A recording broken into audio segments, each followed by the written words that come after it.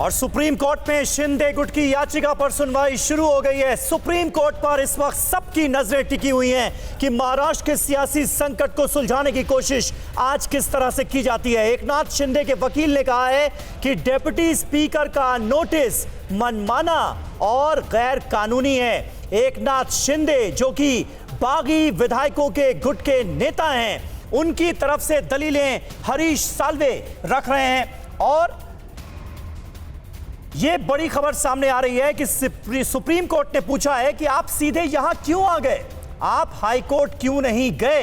यह साफ तौर पर बात सामने आई है, मामला गंभीर है इसलिए यहां आए हैं, यह दूसरे पक्ष की तरफ से दलील दी गई है।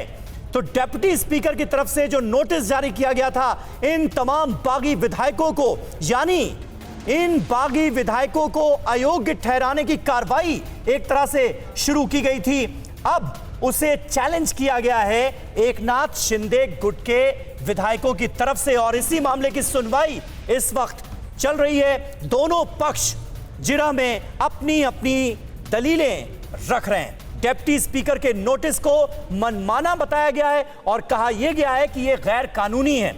दलील यह भी दी गई है कि क्योंकि इन बागी विधायकों ने स्पीकर की नियुक्ति की बात की थी, डिप्टी स्पीकर की नियुक्ति को चुनौती दी थी, क्योंकि संख्या बल उनके साथ था और उसके फौरन बाद डिप्टी स्पीकर की तरफ से यह नोटिस जारी किया गया। शिंदे गुट ने कहा हमें जान से मारने की धमकियां मिल रही हैं। शिंदे गुट यह कह रहा है कि हमें जान से मारने की धमकियां दी जा रही हैं, यानी शिवसेना पर निशाना साधा गया है इस याचिका के जरिए। और जो तल्ख बयान सामने आए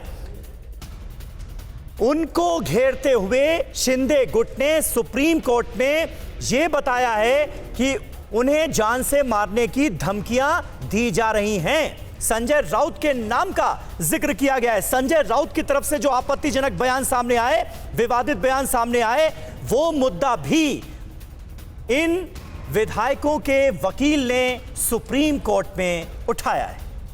और इस याचिका में विधायकों ने अभी तक क्या कहा था और क्यों लगातार हम आपको बता रहे हैं सुप्रीम कोर्ट में जारी इस सुनवाई के तहत ये बयान क्या मायने रखते हैं, क्योंकि बागी विधायकों ने याचिका में कहा था कि शिवसेना विधायक दल के 2/3 से ज्यादा सदस्य हमारा समर्थन करते हैं। ये पता होने के बाद भी डिप्टी स्पीकर ने 21 जून को पार्टी के विधायक दल का नेता नियुक्त कर दिया और नोटिस के बाद उन्हें और अन्य सहयोगियों को रोज धमकियां मिल रही थी, उनकी जान पर खतरा बताया जा रहा था। दूसरे पक्ष यानी शिवसेना का जिक्र करते हुए यह भी कहा गया था इस याचिका में कि न केवल उनके घर के परिवार के लोगों से सुरक्षा वापस ले ली गई है, बल्कि बार बार पार्टी कार्यकर्ताओं को भड़काने की कोशिशें भी हो रही है। अब इस याचिका के तहत कोर्ट के सामने शिंदे गुट के वकील ये बात सामने रख रहे हैं कि किस तरीके से उन्हें जान से मारने की धमकियां मिल रही थी, किस तरीके से उनकी संपत्तियों को, उनके सहयोगियों को नुकसान पहुंचाया गया।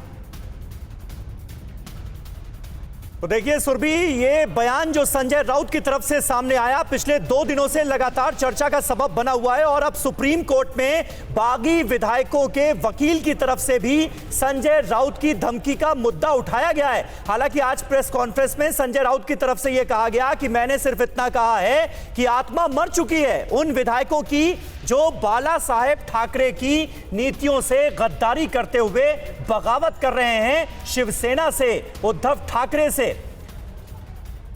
और अब धमकी का मुद्दा सुप्रीम कोर्ट में भी उठा है। कुमार कुंदन हमारे संवाददाता आपको इस बारे में और ज्यादा ब्यौरा दे रहे हैं। कुमार, क्या अपडेट है आपके पास?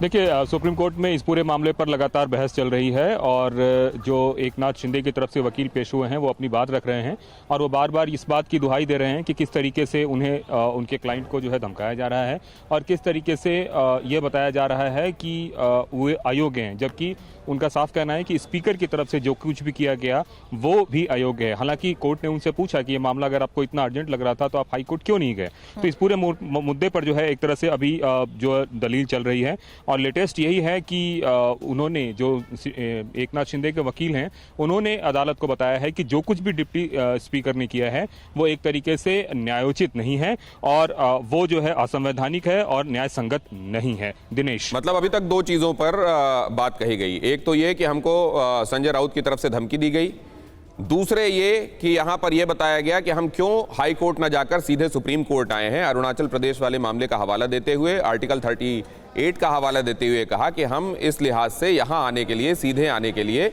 हमारा एक ग्राउंड बनता था। साथ में ये बात भी कही जाने वाली है कि हमारे परिवार से वहां सरकार ने सुरक्षा हटा ली है। क्या इस बात को एडमिट कर दिया गया, कोर्ट के सामने बोल दिया गया, या अभी आने वाला है ये मामला?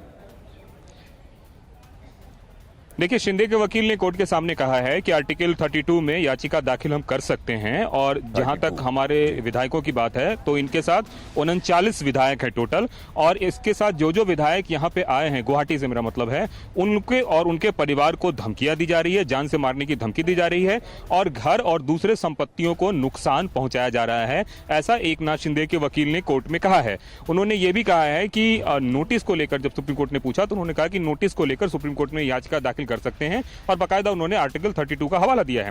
दूसरा, सुप्रीम कोर्ट ने यह कहा है कि अगर आप कह रहे हैं कि आपकी जान की चिंता है, दूसरी आप कह रहे हैं कि स्पीकर ने आपको पर्याप्त समय नहीं दिया, इस पर उन्होंने कहा कि जो पूरा मामला है कि जो डिप्टी स्पीकर है उसके सामने में अगर आपने सवाल क्यों नहीं सही से उठाया और आपके खिलाफ क्या वो कार्रवाई करने का अधिकार नहीं रखते, तो उन्होंने कहा कि प्रक्रिया के मुताबिक सब चल रहा होता तो हमें सुप्रीम कोर्ट नहीं आना पड़ता। मतलब साफ है कि एकनाथ शिंदे के वकील ने कहा कि जो भी न्यायिक प्रक्रिया है या जो भी संवैधानिक प्रक्रिया है, उन प्रक्रियाओं का महाराष्ट्र में उल्लंघन हो रहा है। अब ये जरा थोड़ा सा अपने दर्शकों के लिए क्लियर भी कर दें, आए हैं। व्हाट डज आर्टिकल 32 से? आर्टिकल 32 क्या कहता है? It is one of the fundamental rights listed in the constitution that each citizen is entitled.